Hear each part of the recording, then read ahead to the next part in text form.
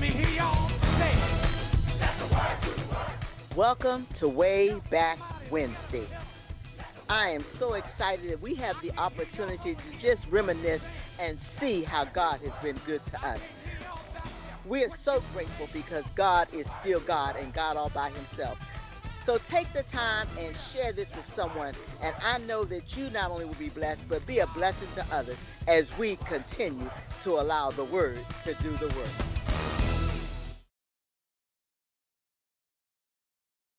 Good evening, everyone. I am Minister Tracy of In His Image Christian Ministries, and I am excited to be here on this evening. I am excited about being a part of this current Word Up Wednesday teaching on Empowered with Purpose.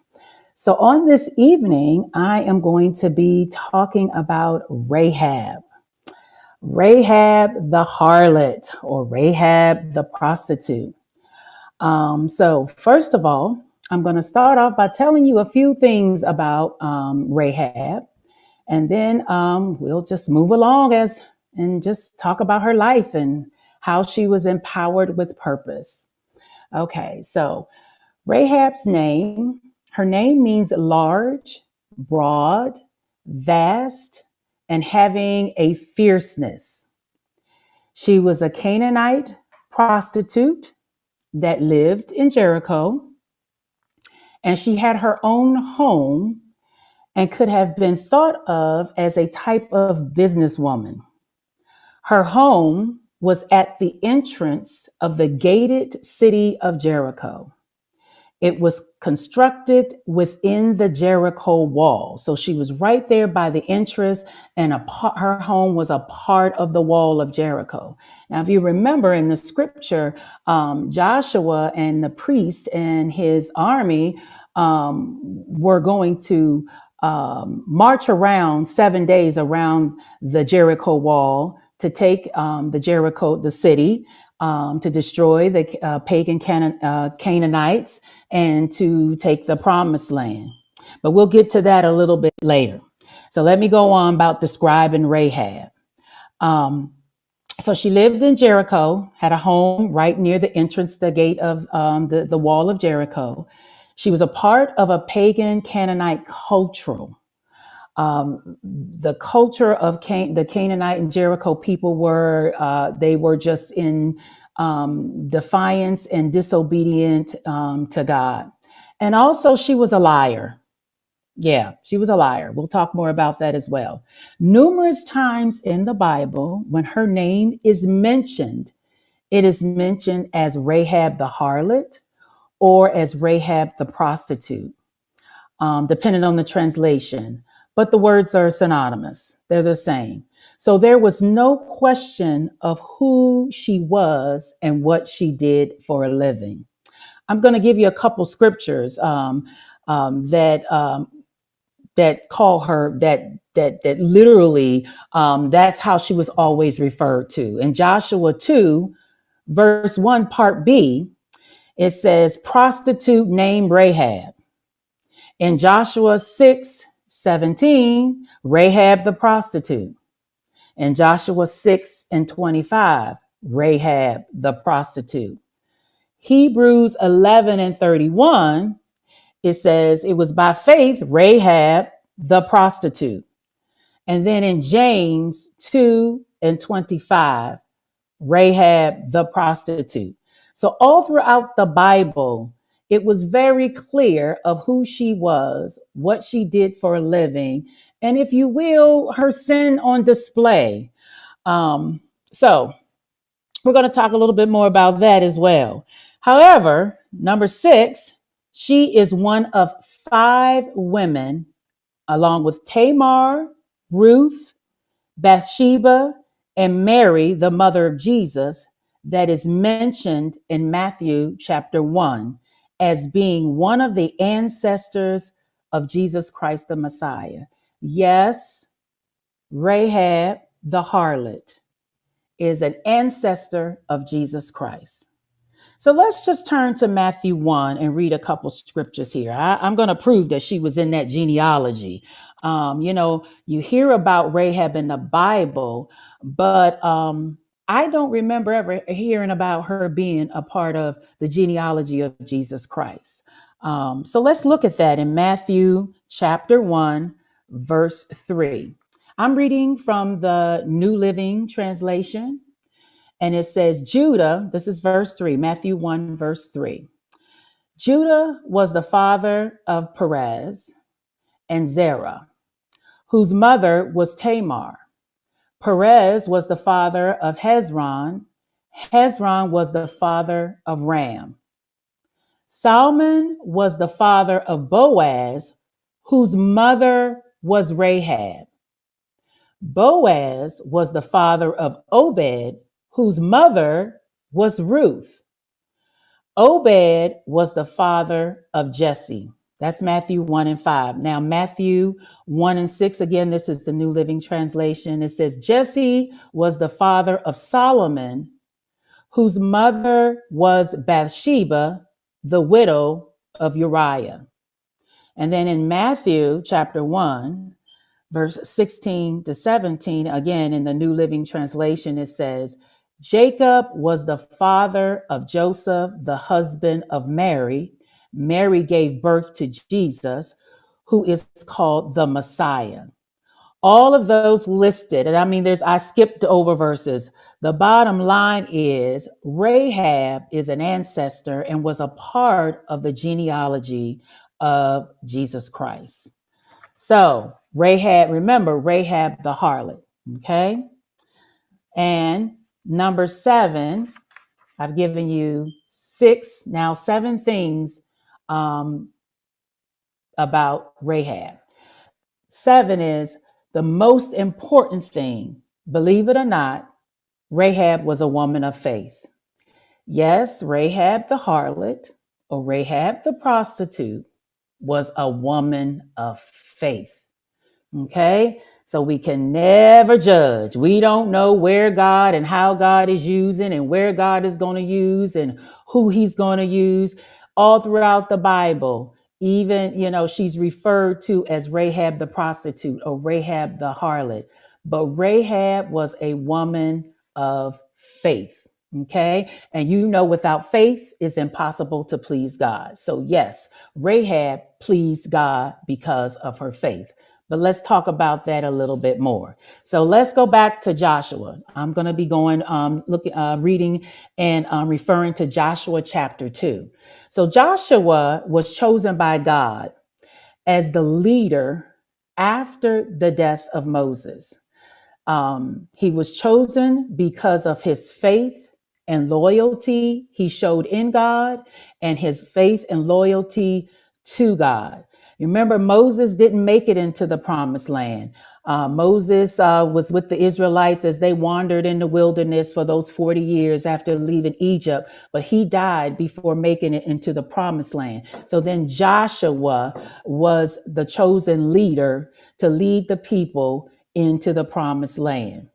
He was leading the 12 tribes of Israel, okay, into the promised land of Jericho. Okay, so let's read Joshua chapter 2, verse 1. And again, this is the Living Translation. It says, verse 1, Then Joshua secretly sent out spies from the Israelite camp at Acacia Grove. He instructed them to scout out the land on the other side of the Jordan River, especially around Jericho. So the 2 men went out, came to the house of a prostitute named Rahab and stayed there that night. But someone told the king of Jericho, some Israelites had come here tonight to spy out the land. So let's back up a little bit. So Joshua sent the spies out to spy out the land. I wonder who told the king that they were there. Anyway, so the king finds out they're there. But let me back up a little bit more. this it's important that we as believers and Christians, that we are obedient to God. Because even in this, you got two spies that end up at Rahab the harlot's home.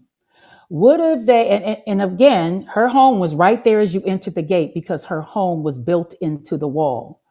So why did they choose to stop there?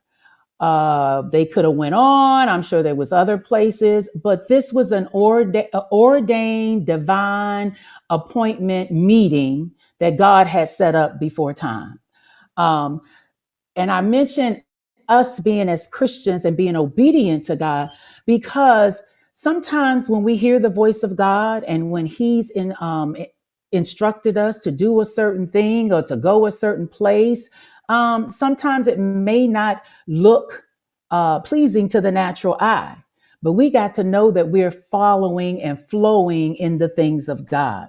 It is so important that we hear God's voice clearly and act in obedience. What if the spies had not knocked on the Rahab the harlot's door, fearing what someone might think or say, seeing them go into her home, knowing, because you knew, everybody knew that she was a harlot and she was running, a prostitute, and that's the kind of work she did there in her home. So again, what if the spies had not knocked on Rahab the harlot's door, fearing what someone might think or say, seeing them go into her home, knowing what she was and what her business was?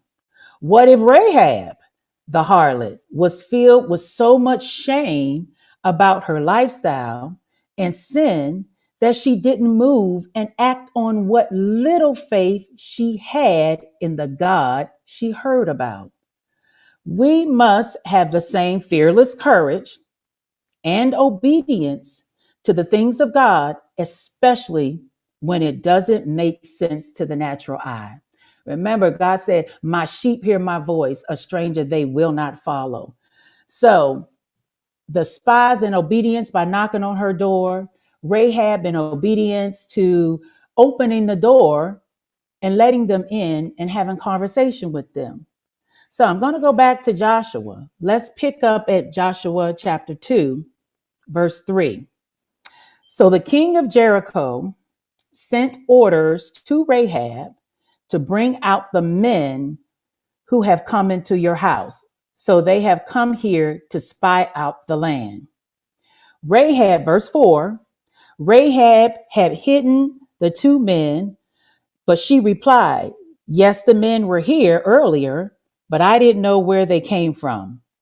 They left the town at dusk, and as the gates were about to close, I don't know where they went. If you hurry, you could probably catch up with them." Verse 6 says, actually, she had taken them up to the roof and hidden them beneath the bundles of flax that she had laid out. So the king's men went looking for the spies along the road leading to the shallow crossings of the Jordan River. As soon as the king's men had left, the gate of Jericho was closed. Before the spies went to sleep, Rahab went up to the roof. I'm on verse 8, Joshua 2, verse 8. Before the spies went to sleep that night, Rahab went up to the roof to talk to them.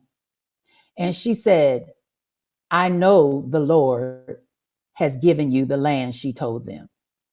Now, let me back up for a minute. Remember, I said, number 7, I gave 7 characteristics of Rahab. She was a woman of faith. Now, mind you, she was living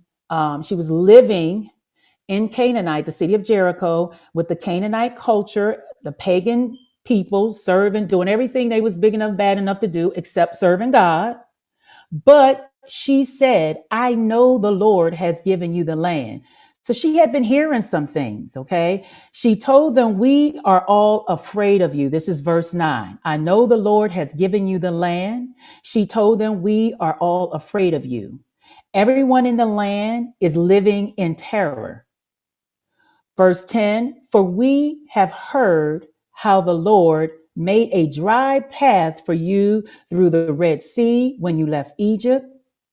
And we know what you did to Sihon and Og, the two Amorite kings east of the Jordan River, whose people you completely destroyed. Now she done heard all about the Israel God, our God, the God that Joshua served, the God that the Israelites served.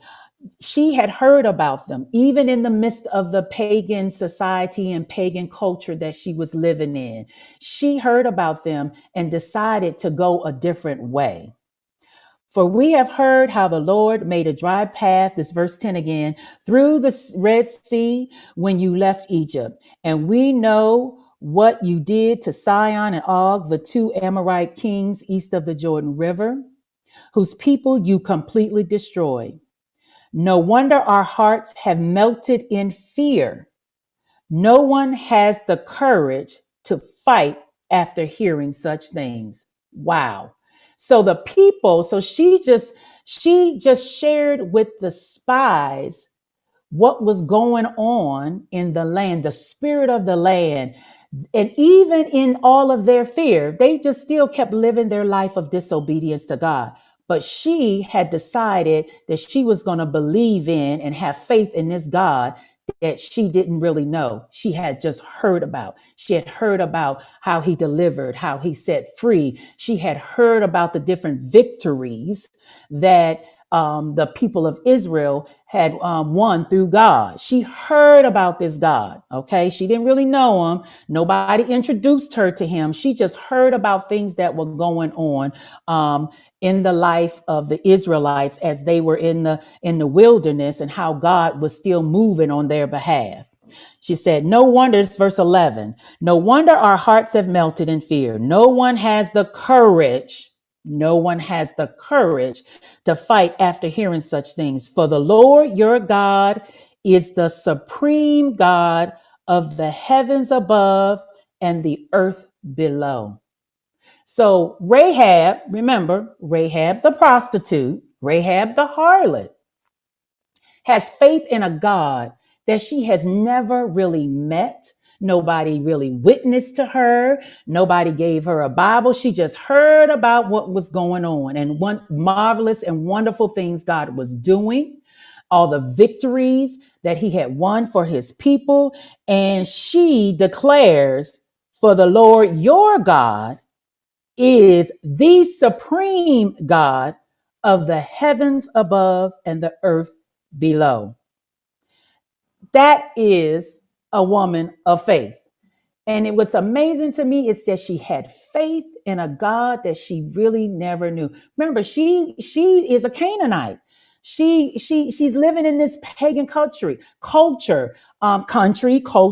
She grew up there, if you will. That's what she knows. She has this lifestyle of a harlot and a prostitute. She runs a house of prostitute. She has her own home. And it's a business if you want to call it a business. But this is Rahab the harlot, believing in a God that she heard about. Wow. So Rahab the harlot, she said, I know the Lord has given you the land. Verse 10, she speaks of the victories God had won for the people of Israel. And this ignited and stirred up her heart so much that she began to have faith and believe in the God. Verse 11 says, for the Lord your God is the supreme God of heavens above and the earth. Wow. As believers, we should be living such a purpose-driven life that we are able to stir up and ignite the mustard seed faith in the harlots and prostitutes in this pagan culture and time that we live in. Yes, we live in a pagan culture. People calling right, wrong, wrong, right. They're totally against the Bible. That people are totally doing what they want. Yes, we are in a pagan culture, even here in 2021. So we as believers should be purpose driven, empowered with power, empowered with purpose to live a life that we can change, that somebody can hear about what the Lord is doing for us, how the victories we've won with God. We should be living that way, that people who don't know God, who have no desire to know him, but hear of his greatness in our life and want to serve him as well, want to declare that he is the supreme God of the heavens above and the earth below. Selah. We must live in a way that those who may never go to church or nowadays watch our live streams, our live broadcasts, see our supreme God in us, see all the victories he's won for us and in us, so much that they believe and want to serve him, that they believe and want to come to a place of repentance. Yes, we should be living that way. Just as the people of Israel, some of them were obedient, some of them were not. Some of them made it into the promised land, some of them did not. Um, but God was still working on their behalf. And Rahab, the harlot, heard all about it. And it moved her to a place to turn away from the pagan country and culture that she lived in. Okay. So Rahab already knew that Joshua and his people were going to be victorious and that the people of the city of Jericho would be destroyed. So the harlot, Rahab the harlot, began to bargain for her life and the lives of her entire family. She took what she heard and just grabbed hold to that little seed of faith.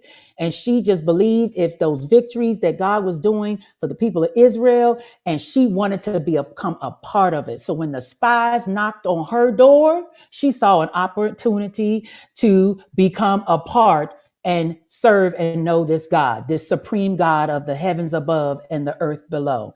So in verse 15, I think I left off in 12. Yeah, let's go to Joshua chapter 2, verse 12. She said, now swear to me by the Lord that you will be kind to me and my family since I helped you. Remember, she helped them because they were sent there to spy and kind of survey the land. But immediately the king of Jericho heard about them and came looking for them. They were coming after them. So she hid them. Okay. She said, give me some guarantee that in verse 13, that's where I'm at in verse 13, when Jericho is conquered, you will let me live along with my father, my mother, my brothers and sisters, and all of their families. So Rahab the harlot was bargaining on behalf of her life and the life of her family. You just never know. You never know who God gonna use to save, to heal, deliver, to protect. You just never know. We're talking about Rahab the harlot, okay? Verse 14, Joshua 2, verse 14 says, we offer our own lives as guarantee for your safety. The men agreed. If you don't betray us, we will keep our promise and be kind to you when the Lord gives us the land. Okay. So they already knew that they were going to be victorious in conquering and destroying Jericho and taking over the promised land. They already knew. Rahab knew, the spies knew, Joshua knew because it was the promised land. It had been promised generations back. The people who lived there knew that because they was disobedient to God, that their time was limited. It's, everybody knew, okay? But Rahab, the Bible speaks of Rahab and how she decided to serve the God that she heard about, and the rest of the city continued in their disobedient ways. Okay. Um, Verse 15, Joshua 2 and 15. Then, since Rahab's house was built into the town wall, okay, remember I told you it was built into the town wall by the gate. So imagine this. So Joshua was given the orders by God to march around the city of Jericho for 7 days, and the wall came tumbling down. We know the story, but imagine this. Okay, Rahab's house was built into the wall at the gate, near the gate, the entrance of the city. So the wall was going to tumble down all around her, all around her. Now tell me, when we not in some ways, some places in life, and we just see turmoil, crazy things going on, always something going on all around us, but the hand of God, his protection, his peace, oh my God, his peace, his hand of protection, his love is holding us up because of our faith in him. Remember, Rahab, the harlot, chose to believe in the God of the Israelites just because of what she heard. Okay. So verse 16, it says, wait, let me go back to 15. Then Rahab's house was built into the town wall. She let them down by a rope through the window. Verse 16 says, this is Joshua chapter 2, verse 16. She told the spies, escape to the hill country, she told them.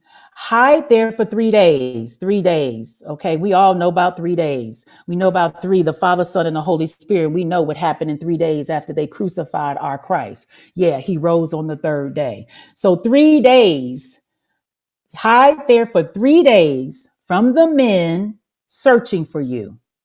Then when they have returned, you go on your way. Now, again, obedience. Okay. They got Rahab the harlot telling them what to do.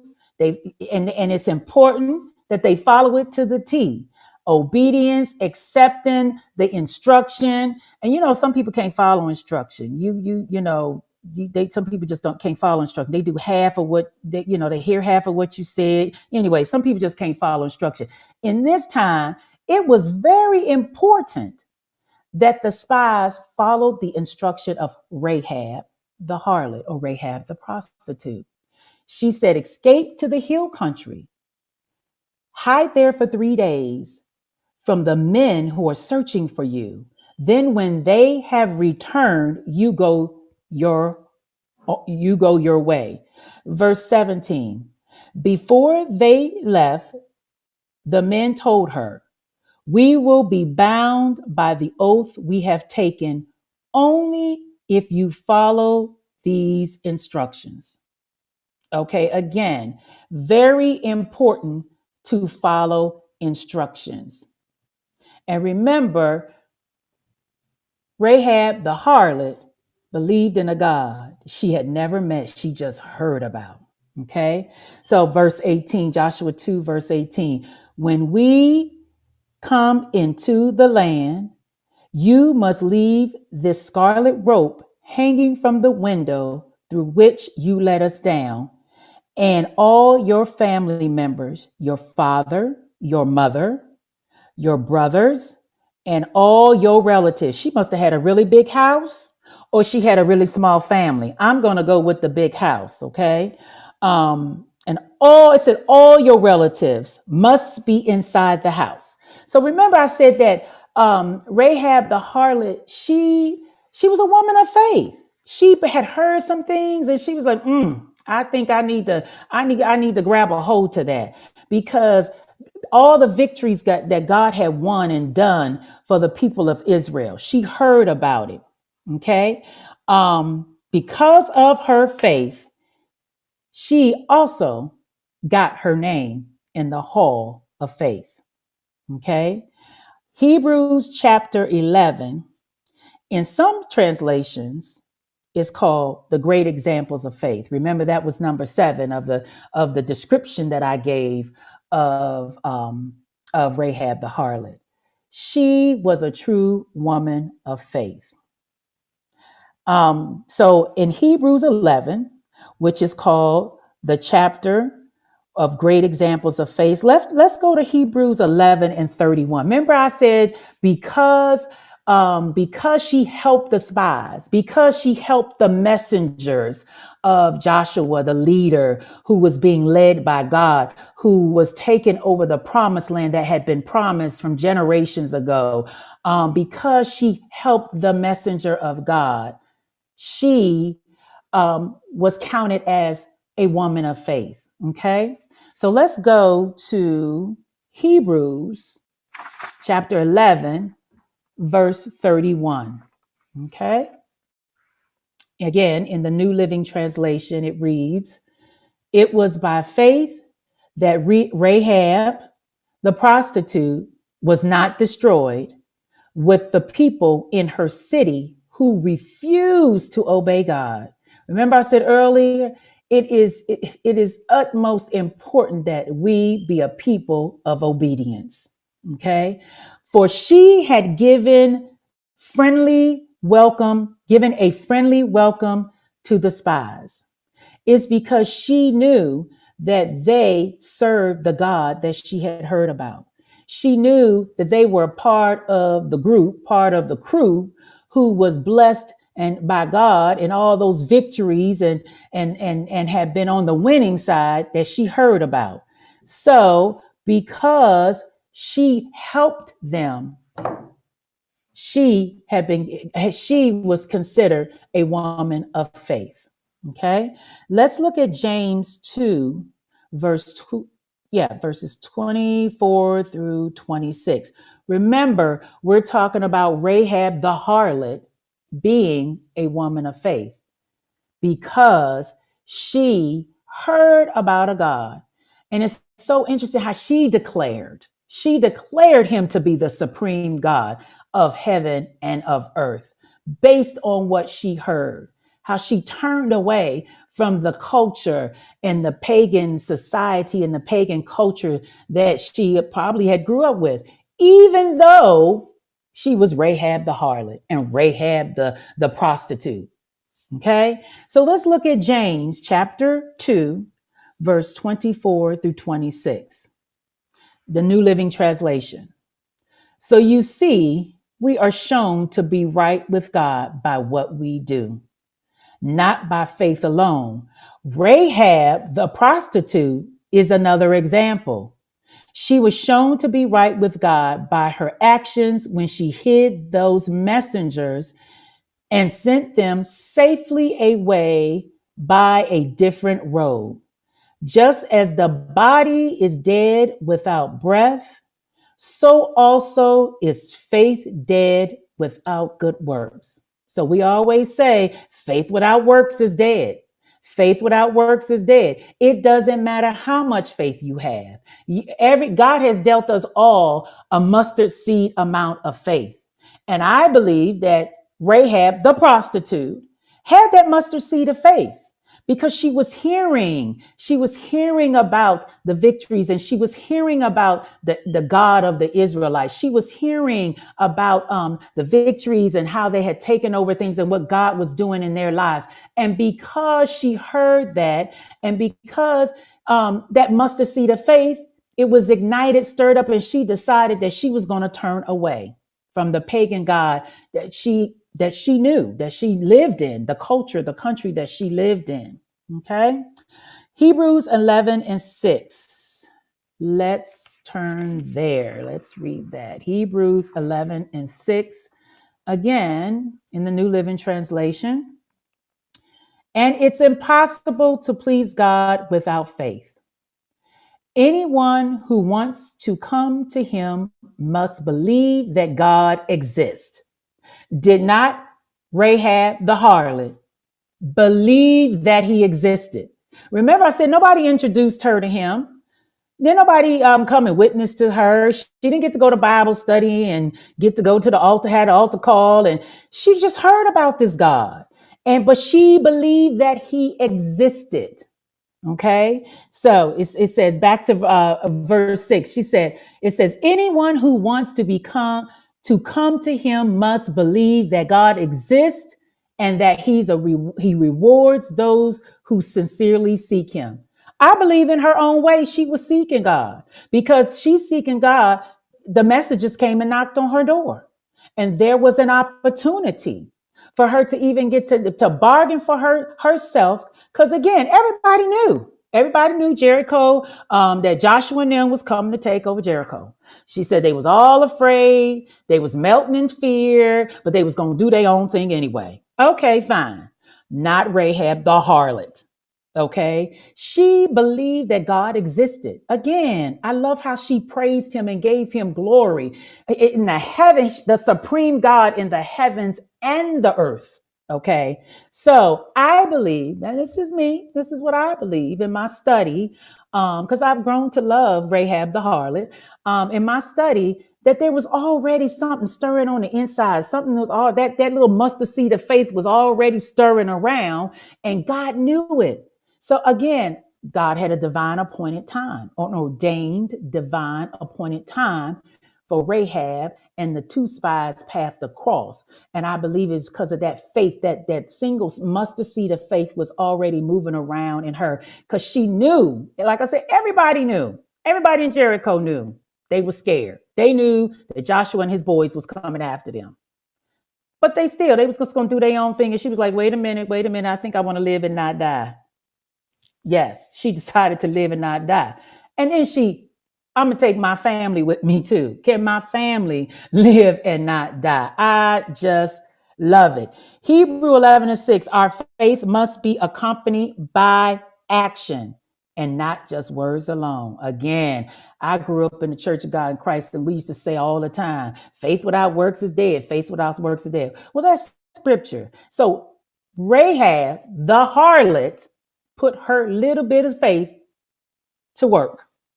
Okay.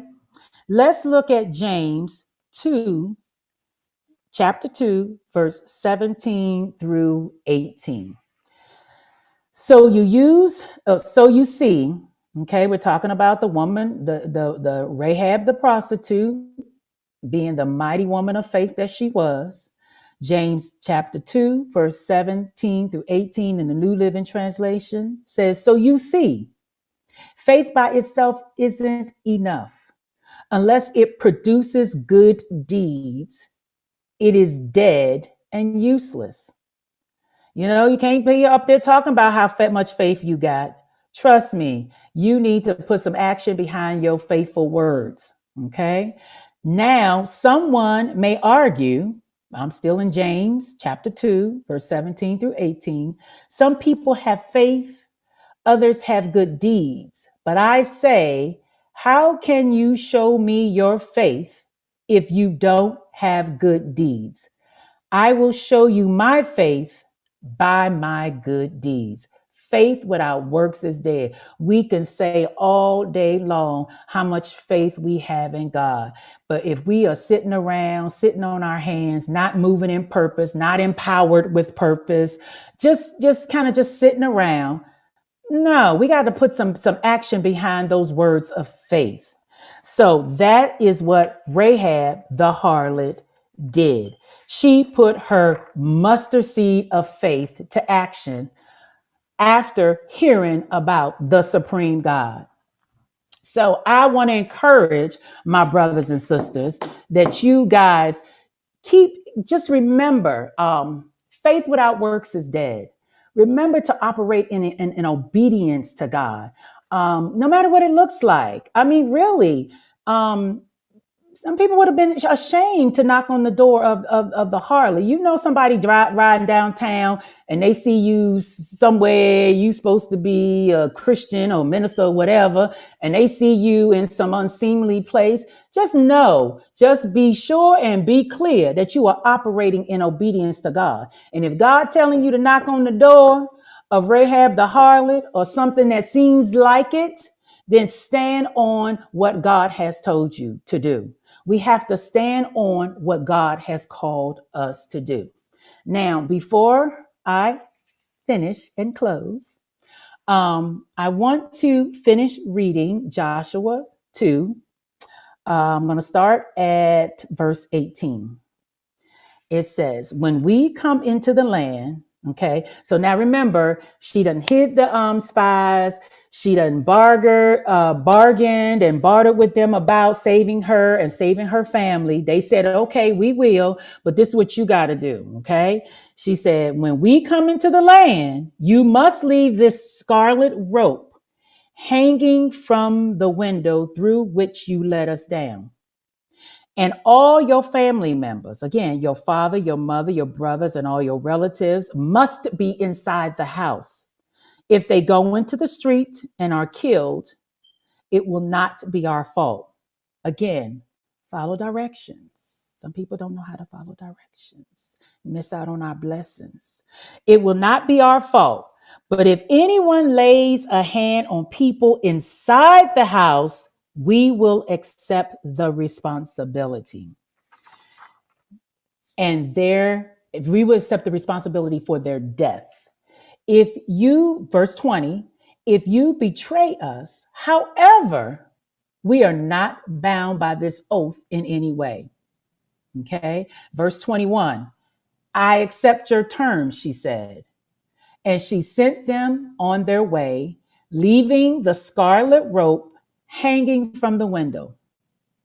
The spies went up to the hill country and stayed for 3 days. 3 days. Okay. They followed instructions. The men who were chasing them searched everywhere along the road, but they finally returned without success.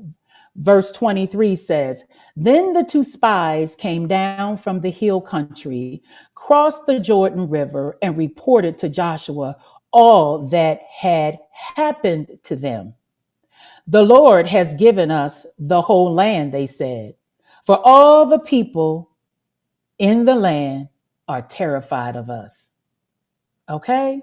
So already knew that victory is won. You know, they talking like they already knew we victorious. We got this.